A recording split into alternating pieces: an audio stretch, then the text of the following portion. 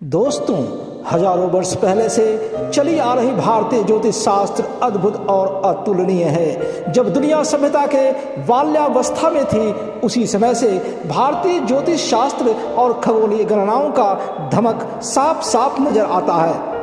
जिस अंतरिक्ष के बारे में जानकर आज के वैज्ञानिक अपने आप को महान साबित करने में लगे हैं, उसी अंतरिक्ष के ग्रहों नक्षत्रों का सटीक विवरण हजारों वर्ष पहले से ही हमारे ज्योतिष शास्त्र में मौजूद है। आज का अंतरिक्ष विज्ञान नए नए आकाशीय पिंडों की खोज कर उसके बारे में जानकारी ले रही है, जबकि हजारों वर्ष पहले से चली आ रही भारतीय ज्योतिष शास्त्र इन आकाशीय पिंडों यानी कि ग्रह नक्षत्रों के गति का हमारे जीवन पर पड़ने वाले सकारात्मक व नकारात्मक प्रभाव का सटीक वर्णन किया है। सूर्य के गति पर आधारित 12 राशियों और चंद्र के गति पर आधारित 27 नक्षत्रों का हमारे जीवन पर सीधा प्रभाव पड़ता है। आइए जानते हैं इनके बारे में।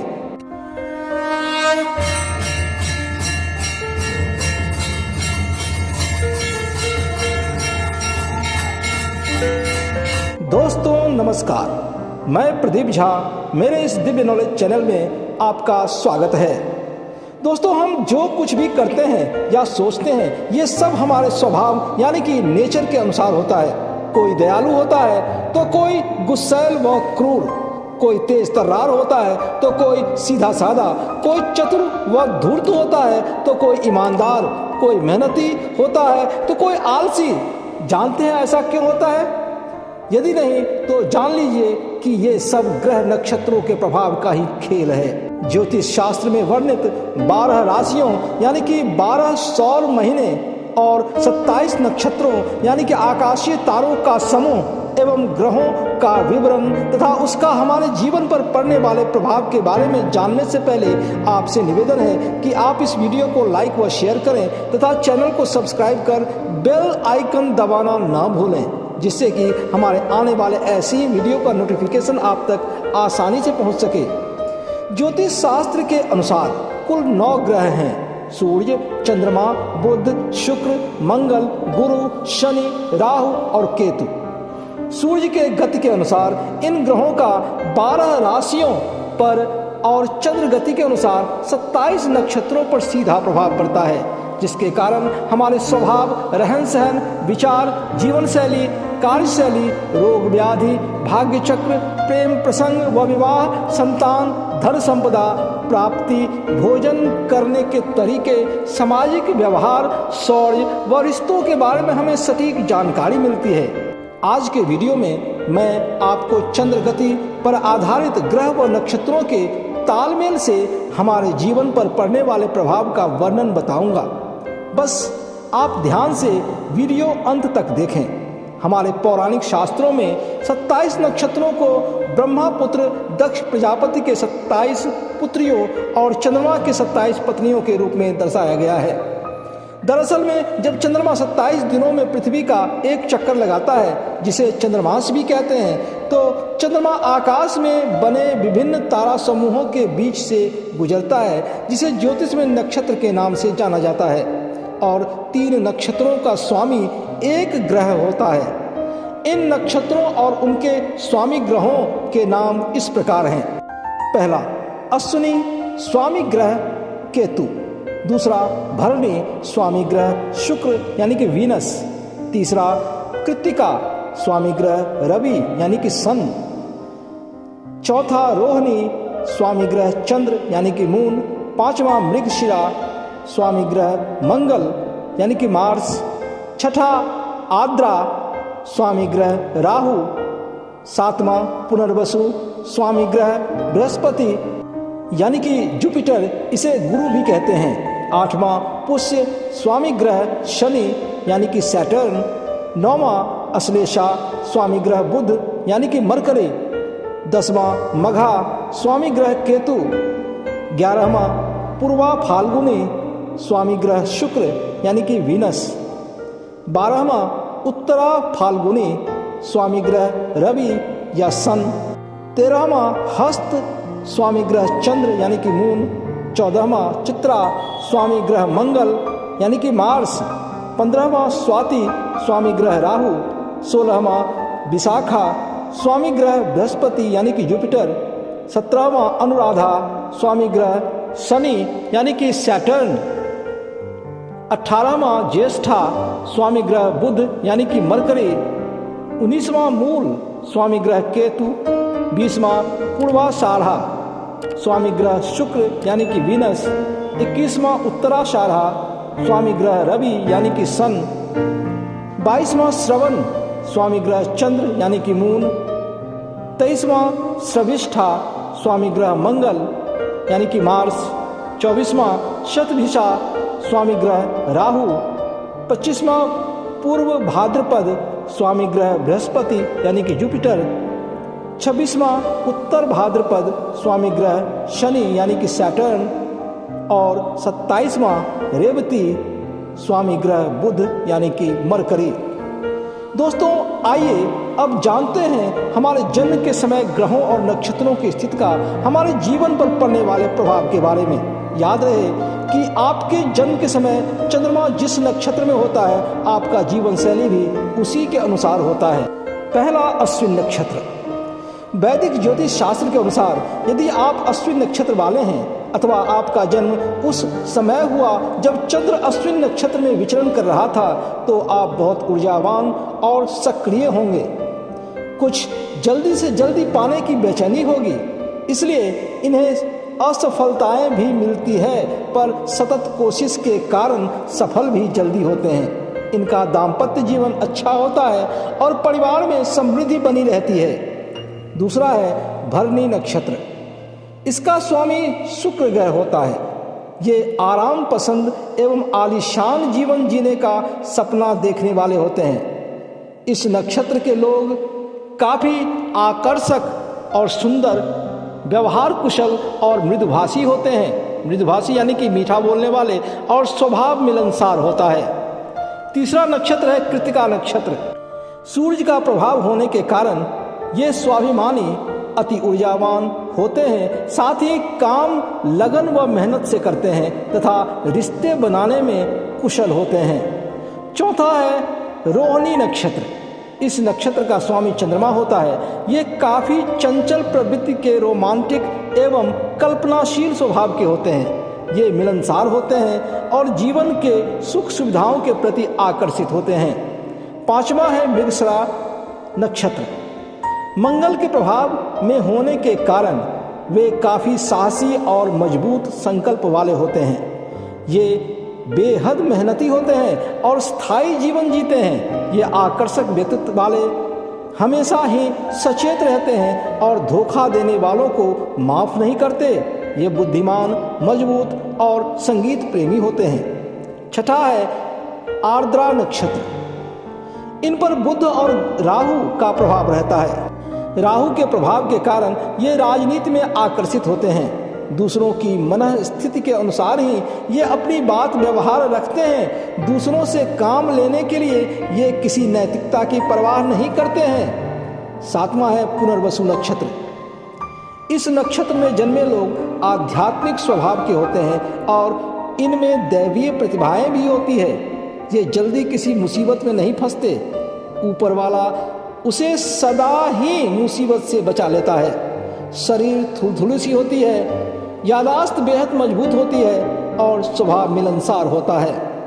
आठवां है पुष्य नक्षत्र। शनिदेव के प्रभाव के कारण ये लोग दूसरों की भलाई के लिए हमेशा तैयार रहते हैं। यह नक्षत्र सबसे शुभ नक्षत्र माना गया है।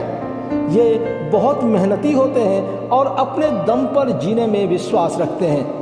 मेहनत कर कामयाबी अवश्य ही हासिल कर लेते हैं। ये परिपक्व और भीतर से मजबूत होते हैं। इन्हें संयमित और व्यवस्थित जीवन जीना पसंद होता है। नौवां है आश्लेषा नक्षत्र। इस नक्षत्र में जन्मे लोगों का स्वभाव खतरनाक होता है। वे सदा ही दूसरों को इस्तेमाल कर भूल जाने वाले होते हैं, अर्थात इन पर भरोसा नहीं किया जा सकता है। ऊपर से ये ईमानदार होते हैं पर बेहद मौका परस्त भी होते हैं। 10वां है मघा नक्षत्र।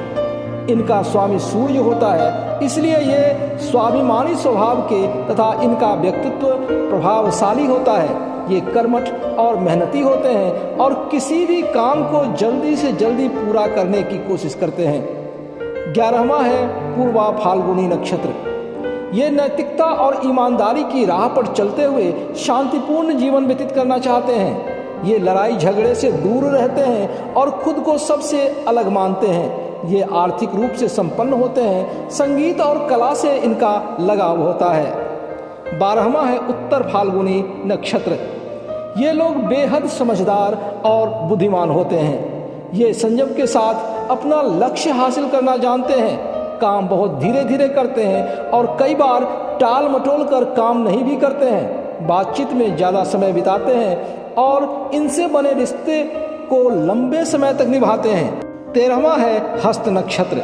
ये बुद्धिमान होते हैं और एक दूसरे की मदद करते हैं। फैसला नहीं ले पाते और असमंजस की स्थिति बनी रहती है। व्यवसाय में इनकी रुचि ज़्यादा होती है। इन्हें जीवन में सुख सुविधाएं व आनंद प्राप्त होती है। 14वां है चित्रा नक्षत्र। इन पर मंगल का प्रभाव होता है। ये विपरीत परिस्थितियों में भी संयमित रहते हैं। ये काफ़ी मेहनती व साहसी होते हैं। सामाजिक कार्य करने में रुचि होती है इनकी व रिश्ते भी ये बेहद अच्छी तरह निभाते हैं। 15वां है स्वाति नक्षत्र। इनका स्वभाव व व्यवहार मधुर होता है। इनकी राशि तुला होती है, इसलिए स्वाति नक्षत्र के जातक सात्विक और तामसिक दोनों प्रवृत्ति के होते हैं। राजनीति हो या अन्य क्षेत्र, ये हर हाल में जीतना जानते हैं। इस नक्षत्र में पानी की बूंद शीप पर गिरने के कारण मोती बन जाता है। 16वां है विशाखा नक्षत्र। इनका दिमाग बेहद तेज होता है। सामाजिक होने के कारण इनका सामाजिक दायरा भी बहुत बड़ा होता है। महत्वाकांक्षी होते हैं और मंजिल पाने के लिए बहुत ही ज़्यादा दिमागी मेहनत करते हैं। 17वां है अनुराधा नक्षत्र। ये सिद्धांतवादी व आदर्शवादी होते हैं। गुस्सैल स्वभाव के होते हैं। दिमाग से ज़्यादा दिल से काम लेते हैं। जुबान के तेज और कड़वे होने के कारण इन्हें लोग कम पसंद करते हैं। 18वां है ज्येष्ठा नक्षत्र। यह गंडमूल नक्षत्र की श्रेणी में आता है, जिसे अशुभ माना जाता है। ये तुनक मिजाजी होते हैं और छोटी छोटी बातों पर लड़ने के लिए तैयार हो जाते हैं। ये सीमाओं में बंधकर जीवन नहीं जी सकते। 19वां है मूल नक्षत्र। यह गणमूल श्रेणी का सबसे अशुभ नक्षत्र है। ये खुद के साथ साथ पूरे परिवार को परेशानी में डालते हैं। हालांकि ये बेहद बुद्धिमान व धैर्यवान होते हैं, दोस्तों और रिश्तों के प्रति वफादार होते हैं और सामाजिक रूप से भी जिम्मेवार होते हैं। 20वां है पूर्वाषाढ़ा नक्षत्र। ये ईमानदार, खुश मिजाज व कला संस्कृत साहित्य के लगाव रखने वाले होते हैं। ये दोस्ती निभाना जानते हैं। इनका पारिवारिक व दाम्पत्य जीवन खुशहाल होता है तथा मीठे बोलने वाले होते हैं। 21वां है उत्तराषाढ़ा नक्षत्र। ये बेहद खुश मिजाज व आशावादी होते हैं। ये नौकरी हो या व्यवसाय, दोनों में कामयाब होते हैं। हर हाल में दोस्ती निभाना जानते हैं। ये आर्थिक रूप से समृद्ध होते हैं तथा सहयोगी स्वभाव रखते हैं। 22वां नक्षत्र है श्रवण नक्षत्र।